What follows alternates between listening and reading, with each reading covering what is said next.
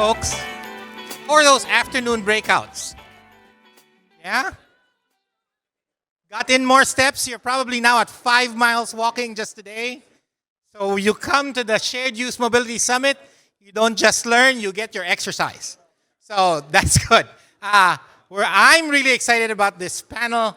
It's fantastic. I don't get to introduce the guests. I do get to introduce your moderator for today.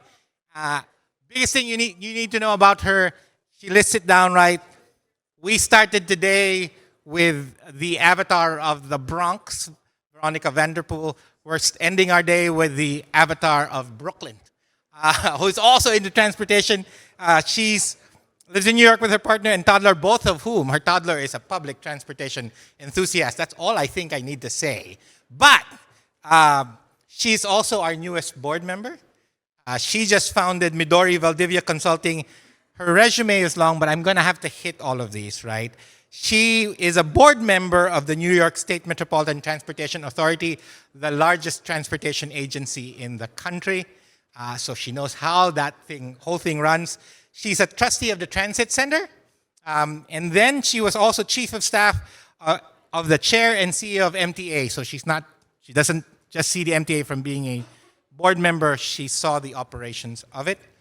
She was deputy commissioner for finance and administration at the New York TLC, learning to regulate ride-hail services and taxi services, running all of that. And then she was the chief operating officer for Coro New York Leadership Center, the city's premier civic leadership training organizations. Help me welcome your moderator for this last panel before our reception, Midori Valdivia.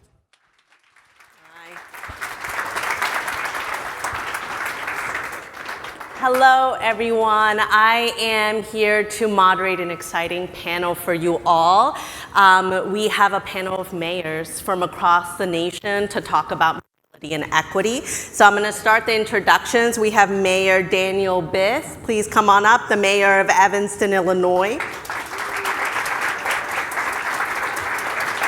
As Evanston's mayor, he has distributed the first municipal reparations to Black residents, implementing a guaranteed income pilot and pushing for political reforms such as ranked choice voting. It's really exciting to have him here because he has that legislative experience and that executive experience as mayor. Please help me welcome Mayor Melanie Piana from Ferndale, Michigan. Melanie has served 14 years as a local elected official and the past 4 years as mayor. Melanie is also at the Detroit Regional Partnership as the chief of staff for the Global Epicenter for Mobility. Really exciting project there. Please help me welcome Mayor John Bautersn from Emeryville, California.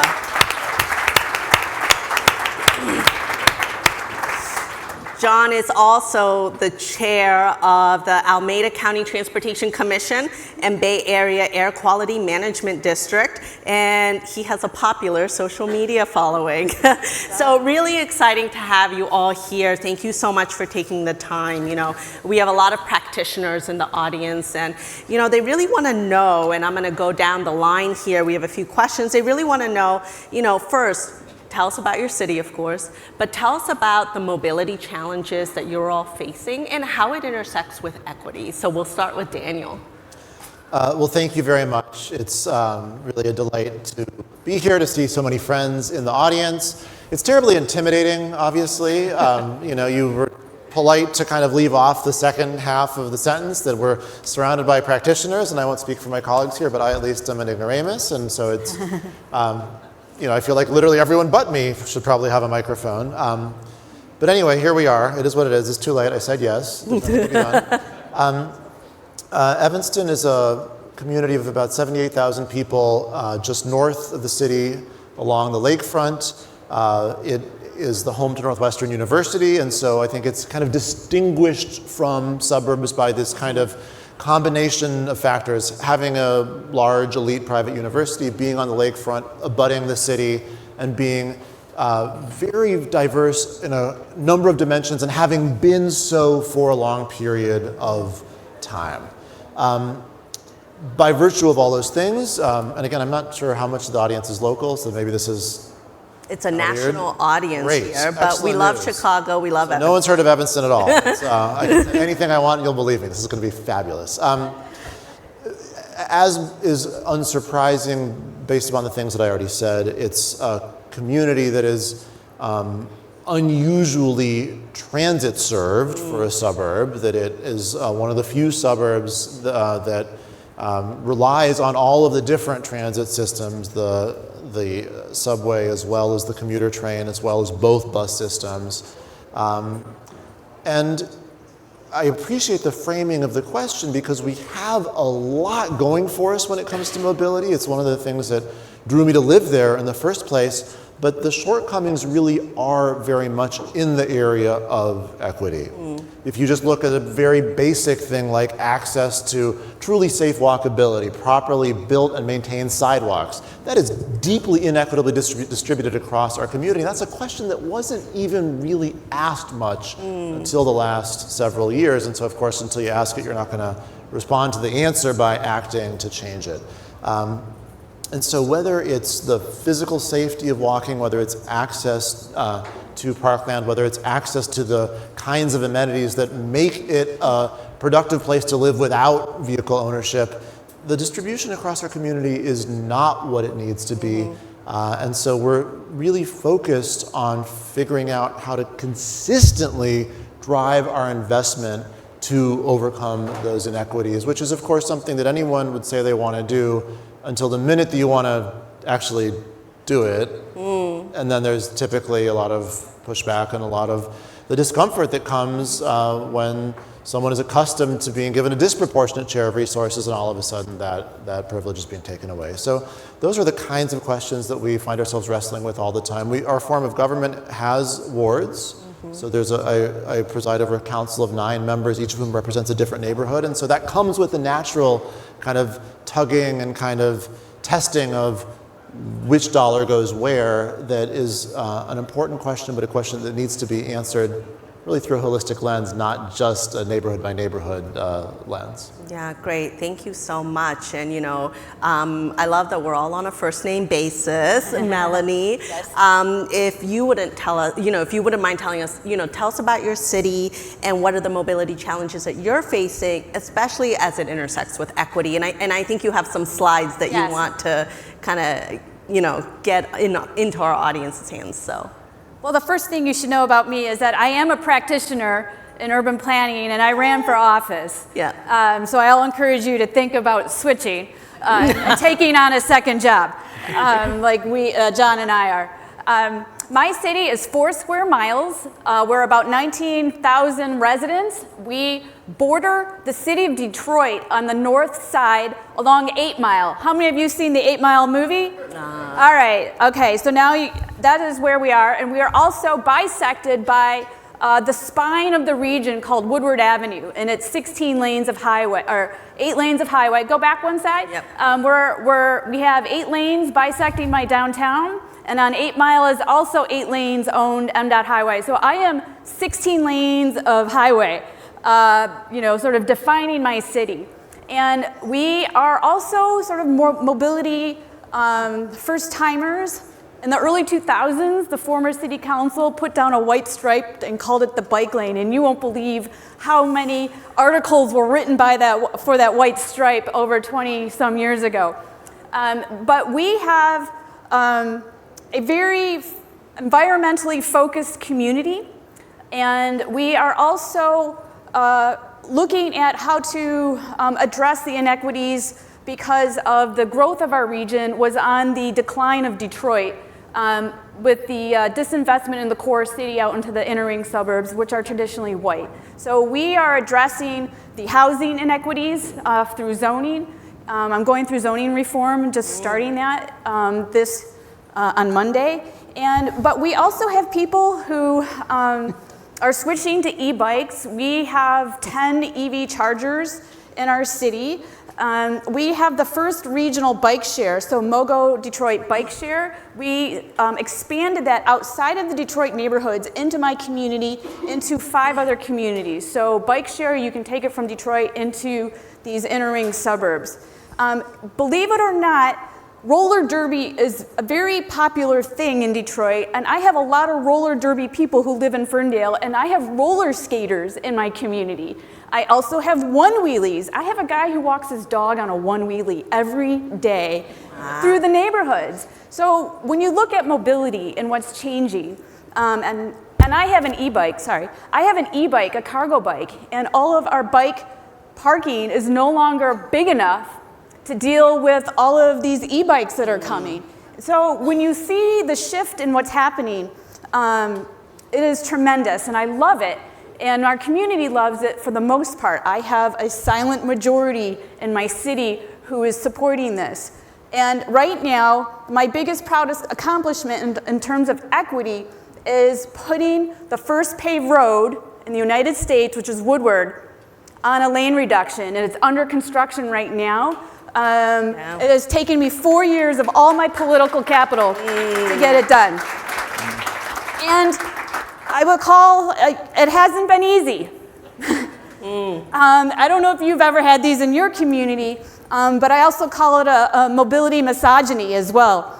I've had a little bit of that as well, as being a voice leader to doing this. So really trying to create this environment of support, of coalition of residents, businesses, and supporting of the change. And doing it also with elected leaders along the corridor, because we all share the same equity issues. Woodward is the same in every community, and people have problems getting access to and across Woodward throughout their communities. And so if you go to the next slide, this is where we are now with construction, and believe it or not, MDOT cut all of the pedestrian crosswalk lights, and the crosswalk lights are 1.5 miles apart. So you can imagine the phone calls I got when nobody could cross the street in my downtown during construction. So we're going through this process, and we're selling it by making it a more safer, equitable community so that everybody has access to our downtown and throughout the neighborhoods. Thank you. Thank you so much. And so moving on to Mayor John, tell us a little bit about your city and the mobility challenges you're facing and how it intersects with equity. Sure, well, thanks for having me today. When I think about Emeryville as a 125-year-old community that is a former industrial hub of the East Bay, it's wedged between Berkeley and Oakland at the foot of the Bay Bridge across from San Francisco. It's important in my mind to consider the different elements equity brings into the conversation on transportation, and for me the most important of those is the people. So we're situated on what was once ancestral Ohlone land, and when it was industrialized at the turn of the 20th century, became a home for black and brown communities. It was a redlined part of the East Bay, and it was bulldozed repeatedly to add infrastructure that accommodated white priorities. And so the historic residents of our community, post-ancestral indigenous folks, are traditionally black and brown households, intergenerational households. And so in our community, a big piece of the equity conversation is who's most impacted by what we do today. So Emeryville in the last 30 years, post-industry, became more of a regional commercial hub, and we're a burgeoning life sciences center on the West Coast. We're, from a physical standpoint, I already mentioned kind of where we're situated, but we are bisected by the I-80 freeway, the Union Pacific Railroad, where the last 3 railroad crossings at surface grade into the Port of Oakland, the MacArthur Maze, which takes everybody 680,000 vehicles a day across to San Francisco, passes through the south side of our town. We're also where the confluence of 2 regional bike trails meet. And so we have a lot in a 1 square mile space. So we're small but mighty, as I like to say, because for a city of just 12,000 people, we have an outsized role in how regional transportation planning and implementation looks. And so it's an opportunity not to just lead in developing equitable, accessible transportation, but also to lead in engagement, to not continue replicating the mistakes that were made for over a century plus in how we planned, funded, and delivered transportation projects that harmed business districts that were minority owned in the East Bay. And so for us, when I think about the challenges with equity, it's about really the opportunity to learn from decades of poor planning, poor leadership, poor decision making, and the destruction of cultural centers for other communities in the East Bay, and finding a path forward that prioritizes those voices first, that understands and recognizes the role gentrification and displacement play in harming our communities today. And so how do we build an equitable and accessible transportation system, but is one that is adopted by and believed in and supported organically by the community first. So those are kind of a snapshot of the priorities we have in our city. Yeah, thank you, John. And you mentioned how important it is to understand our history. And I think, Daniel, you mentioned, that some of these things, we haven't had conversations. It hasn't been part of a mainstream conversation, although us practitioners have been talking about it for a long time. And so, we have seen the work that you all do, very impressed with how you have prioritized mobility. So what's the advice that you would give other mayors? What is the one thing that mayors need to do to prioritize mobility? Whether you're, small city, big city. We'll start with you, John, if that's okay. Yeah, sure. You need to use it. Yeah. Mayors are not just people who sit in offices like we do and make decisions and have meetings with planning and police staff and other folks during the day. You're a representative of your community, and if you don't actually take time to lead by modeling what community engagement looks like, lead by showing people what is possible, lead by learning and listening, right? It's a joke whenever anyone comes for a bicycle tour of Emeryville, we'll be on the bike ride and every person who will pass me will be like, "Hi, Mayor John, hi, Mayor John, hi, Mayor John." And the people are like, "Did you set this up?" They're like, everybody knows you. I'm like, well, I'm literally on this bike path every morning. I walk my town every day. People know that they can stop me sometime between 6 and 8 a.m. on one of any given number of corners and ask me a question. And my experience in the community is informed by being an active player in all those modalities. I don't have that windshield view of I only see my community through one experience or one lens. So my message to mayors is always, you have to model leadership, and modeling leadership means using everything in the same way that people in your community do. And if you don't do that, you really don't understand what their issues are. So one thing that kind of got a lot of attention for us on the West Coast was I was sitting at a bus stop last year, and just like this, and right across the street from me, there was a gentleman leaning against a trash can at the bus stop on the other side of the street. He had a bag with him, and he had a cane, and he was leaning on a trash can. And I'm like, why doesn't the man just sit down? And I realized we don't have bus seats on that side of the street. And then I got on the bus, and I went on my way, and at every bus stop, I looked out the window, and I saw we don't have a bus stop on the opposite side of the street, or bus seating at the stops. So next transportation committee, I sat down with staff, and I said, why don't we have bus stops on the south side of 40th Street? And they said, oh, there's no space, there's blah, blah, blah. I was like, no, that's not gonna work. So I asked them, I said, here's some ideas for ways to put small seating, maybe not the ideal, the bench, the full shelter, but I'd like you to come back with ways in which I want an inventory of every stop that doesn't have a bus seat, and I want a list of options for how we can address this before the end of the year. And they were kind of like, by the end of the year, I was like, well, we don't need to study that to know that a man with a cane should be able to sit at a bus stop while he waits for a bus. I've studied it for you. So we did that. They came back I have the most amazing staff, by the way. They came back 4 months later and they said, hey, here's a couple options. We could build this into our existing contract to repave streets this year if you'd like. We did, and every bus stop in my city has a bus seat now. And it took 6 months.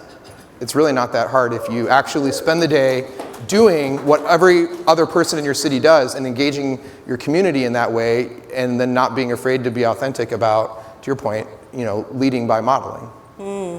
I love that. Thank you for that really concrete example. Melanie, same question. What should mayors prioritize? How can they prioritize mobility? Well, I'm going to reaffirm what John said, because we had talked about why are we making progress so progressively in our communities, and it's because I started out modeling it too. When I went door to door for my first campaign, I showed up on a bike. I was the first candidate ever to go door to door using my bike, and so people identified me on my bike. But then from Ferndale to downtown Detroit is 11.5 miles, and I started riding my bike, commuting, and I started blogging about it and showing that a white woman biking alone through Detroit was safe because the suburbs still had, this was 15 years ago. So that started to try to change minds, and I also live near 8 Mile, and I would go jogging and running along 8 Mile into the Detroit neighborhoods, and I would tweet about those experiences and saying that everything's fine, I'm meeting people. But ultimately, the real issue for me as mayor is, the Detroit region has woefully underfunded our regional transit system, our bus system, and Ferndale has over like 86 bus stops on it. And one of my challenge is when I'm communicating to residents and business owners why we need to change, I have built relationships with the other mayors, because Woodward is 26 miles long, and there are like 9 other cities going north. And working with those mayors, because I've been on council for 14 years, I know what they're trying to do in those communities with mobility. And now I say, I have partners in this, and these cities north of us are doing the same, and we're working together because we all share these same problems. So when a mayor's starting out, or how to build a coalition, is like, you are not alone in this change. And so how do you bring people in from a leadership perspective in your same role where you can leverage their support? And that's what I've done over the past few years. I created a Woodward task force when I first became elected. We did an alternative analysis study. We did a complete streets plan, all leading up to a 2016 regional millage for transit, and it failed. And then we went back into our corners for years, and nothing transpired until MDOT said we're repaving Woodward in Ferndale and Pleasant Ridge in 2018, and we asked them to delay it so that we could go through their road diet checklist. And that is how Ferndale and Pleasant Ridge are putting this lane reduction in, is because I built this coalition earlier, and rather than going big, we realized we had a project where we just had to focus and do small. But now all these other mayors and other cities, we're back together again using a coalition and meeting every 2 months. And now we are refocusing on how do we go back and do this. And MDOT's making us do another corridor study because the one from 2015 is out of date and we got to do it over. So, really fun times in terms of making progress. So that's what I recommend to other mayors. I love that framing of, ultimately that failure, quote unquote, was not really a failure because you built those relationships, and those relationships will last. So Daniel, what's your perspective on how mayors can prioritize mobility? Well, first of all, I also used to campaign door to door with a bike. And then on my 30th birthday, I was having this fabulous conversation with a voter. And at the end of the conversation, I turned around and the bike was gone. Oh, no.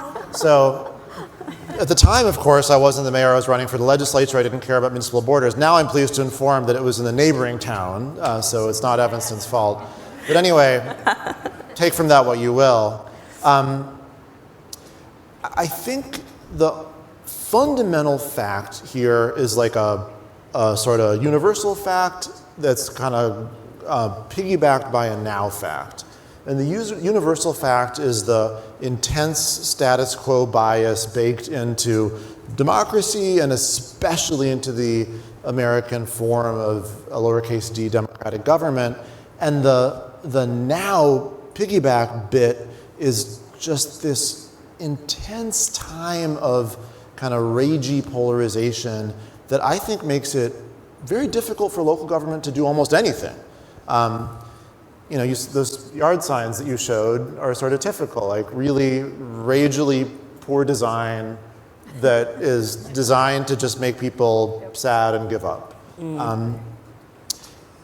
So in the area of mobility, that just basic reality is compounded by the fact that we're often outgunned, right? So like at the city of Evanston, We are really proud and excited that we now have a sustainability team of 3 instead of 1.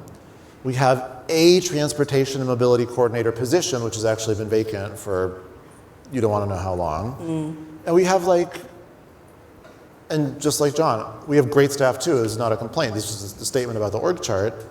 We have 50 trillion engineers, right, who are used to doing things in a certain way and have a set of habits and customs. And then with that, there's the kind of capability of the sort of external kind of stakeholder process to just land on no.